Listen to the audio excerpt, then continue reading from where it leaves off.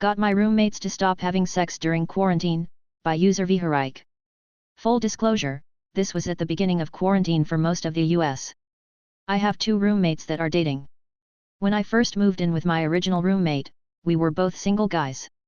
We were good friends, and it was a lot cheaper to share a house. About 6 months after we moved in together, he moved his girlfriend in, no problem. She was cool and we all got along. Flash forward a couple of months and quarantine hit. I had to work from home. They didn't, but we're still getting paid. To quote they were constantly passionately hugging. I have no problem with that, but she was insanely loud.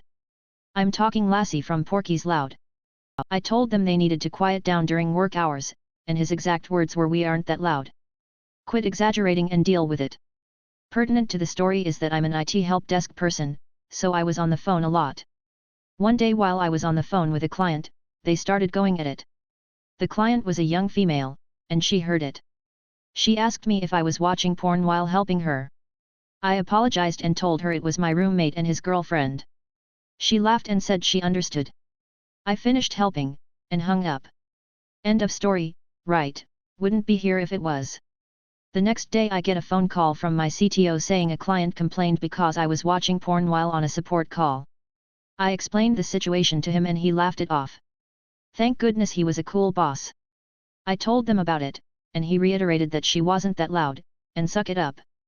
The revenge, a couple days later on a weekend, they started going at it again. I pulled out my phone and recorded the audio. No, I didn't keep it, so don't ask. The next morning they were both at the dining room table eating breakfast. I looked him dead in the eye and said, "You aren't loud." And played the audio, which was recorded through our air duct. She turned white as a sheet. She apologized profusely and I haven't heard anything since. I learned a second language out of spite, repost by user Cheap Displacer Beast. I originally posted this on r/pointless stories but was told it would do well here, haha.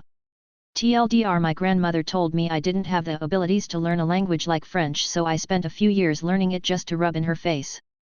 My grandmother doesn't have a strong relationship with me. As child she loved me, but as I grew older and especially when I came out she started being more cold and just overall shitty. I don't mind because honestly I don't like her either. When I was 11/12ish I was staying at her house and she said I would never have the abilities to learn a language like French and then continued to brag about how she could speak it. So in middle school I signed up for French class and continued to take it. Then one fateful day she brought up her French talents and I started going off in French and my god, the look on her face was amazing. So yeah, that was funny. Edit, typos. Neighbor called code enforcement on me about my lawn without even speaking directly with me first. Now I'm really gonna piss him off, by user BeardGuitar123. A little background info, my wife and I purchased our house a few years ago and the day we moved in our neighbor, Roger, called the cops on us for moving in too loud. We weren't playing music, or even talking amongst ourselves. Just my wife and I, moving our belongings into our new house. Cops came, I explained that I was just moving in and they apologized for bothering us. Roger, in all of his retired proud boy glory, comes out of his house immediately after they left to let us know he is the one that called the cops and in more words says he is setting the tone for our new life. Even still, we were super cordial with this guy because we wanted to make a good impression in our new neighborhood. It's our first home and it was important to us to make it homey. About a year or so later our first son is born. We let our property fall to the back burner while we adjusted to parenthood and a few newspapers pile up in our driveway and, in the rain, sort of melt onto our driveway. All on our property. Roger comes knocking on our door to complain. I tell him I'm sorry and that we let it get away from us. I explain that we have a newborn son and I would get to it ASAP. He digs in and starts telling me how when he was a new father he didn't let anything affect his property and he tells me I'm being lazy. I said, then why don't you pick it up if you are so worried about it? To which he says, no, I want you to pick up the fucking mess. I was trying to be semi-cordial still because I'm not interested in unnecessary conflict with my neighbor, so I told him fine, I will get to it, and he left.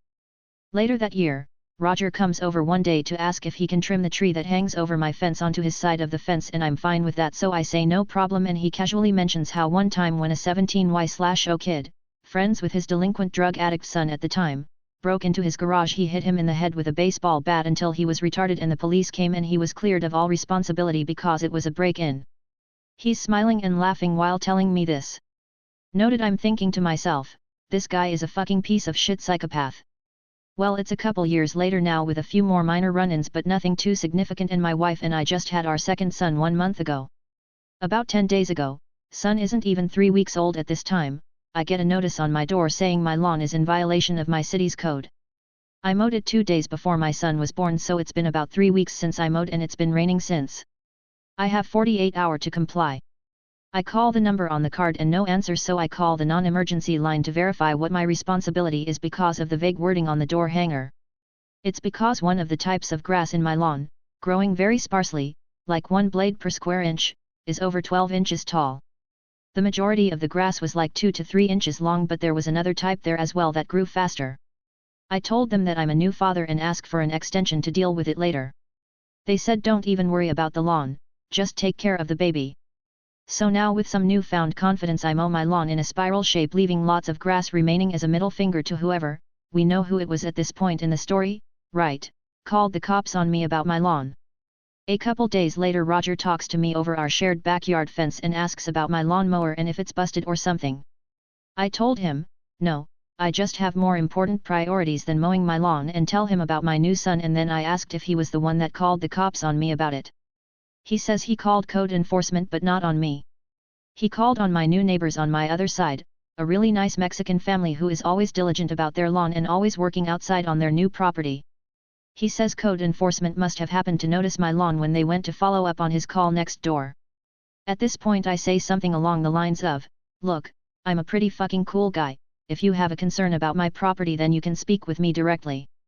He swears up and down that he didn't call on me and that it was just a coincidence. Whatever. About a week after that, yesterday, he knocks on my door and I already know what's coming. I answer the door kind of chuckling and greet him. He's kind of chuckling too at this point because it's fucking ridiculous. He says, hey, so you said I could talk with you if I had an issue with your property. I tell him yeah, by all means. He gestures to my lawn and asks what it's about. I say, it's kind of like a middle finger to whoever called code enforcement on me. He is irate. Says if it's a middle finger to him. I stop him and remind him that he told me he didn't call them on me, so he shouldn't feel targeted. He ignores me and restarts his sentence the same way again, so I cut him off again and I say, I specifically am telling you it's not a middle finger to you, Roger. He says, if it's a middle finger to me then this means war. Over what? I asked him, laughing. He is getting bigger and huffier by the second and tells me I'm a lazy piece of shit and my property is in shambles, lol, and that all the other neighbors mow their lawn. I remind him I have a newborn son and that my lawn can suck my dick for now.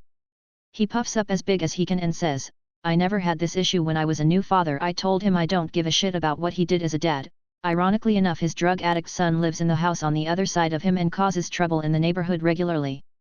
Cars peeling out, people screaming at each other, drug addicts always waiting outside, etc. Now he tells me that he's going to call code enforcement on me every day and I tell him to get the fuck off my property.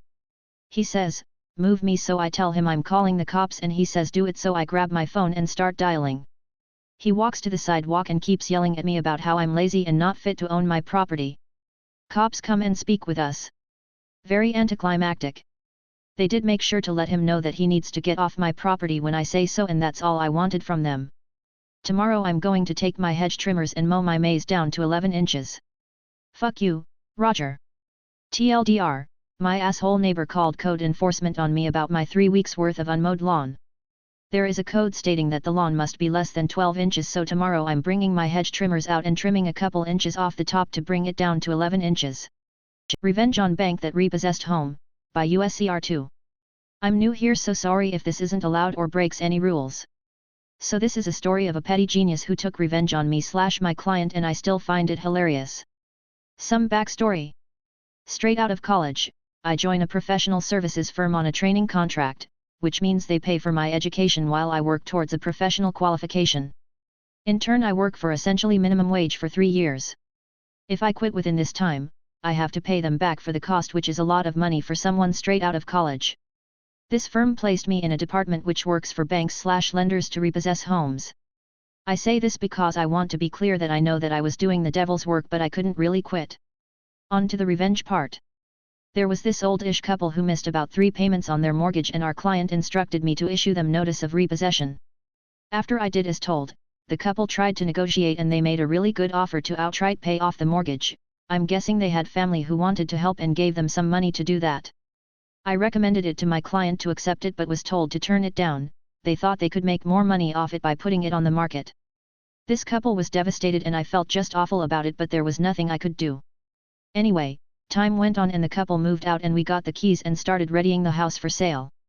As the weeks/months went on, people viewing were complaining about this smell in the house and no one wanted to bid on it. When I went to the house myself, I literally wanted to vomit as soon as I got in the door. I never smelled a rotting corpse before, but I imagine it would be quite similar. We got professional cleaners to come in, plumbers to check the sewerage. No one could make the smell go away. We had to take the house off the market. Months go by and the house is just laying idle. Eventually our clients ask us to contact the couple to see if they would make the same offer they did in the beginning. They said no and offered like 50% of the original offer. At this point, it was costing our client money to keep the house, between our fees and cost of upkeep, so they reluctantly agreed and the couple got their house back. Fast forward a few weeks and the professional cleaners who we previously used on the house gives me a call. Turns out the couple hired them too after they got the house back to do some cleaning. Well, let me tell you, I have nothing but admiration for this genius couple. Apparently, the curtain poles in all the rooms are hollow. They hid dead fish in all of them before moving out and no one thought to check. Can you imagine the smell after months of rotting in the summer heat? This happened about 10 years ago and I still think about this couple as my heroes. P.S. I quit as soon as my contract ended. Edit. The amount of people who have called this fake is just baffling to me. Has anyone thought that maybe something can happen more than once, or maybe these people heard of other stories and decided to do the same? Why would I make it up? For karma? To be honest, I didn't really know what karma was. To show how much I don't care about it, I'm deleting my account and starting a new one, assuming my whole post doesn't get deleted. When I do that, I don't know.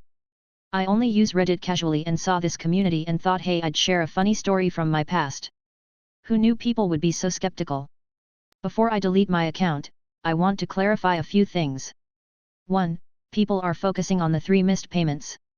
To be honest, it's been 10 years, I can't say for certain it was 3. What I know for a fact is that the bank had already seized this couple's business assets and were owed a lot of money. They were keeping an eye on this asset because of a personal guarantee they gave and jumped at the chance to take control of it when it went into arrears. It might not have been 3 missed payments, but I wasn't a lot. 2. The cleaning company we use worked on most of the properties we control. I work with them a lot and have a good relationship with them. That's why they called me to fill me in when they asked the owner what happened to the smell. 3. Not everyone who posts here is from the US. So before you start quoting state laws etc., where I'm from, the banks can appoint what you call a receiver or administrator very easily with no need to go through courts. I worked for the receiver. 4. I have plenty more stories from my time in the industry.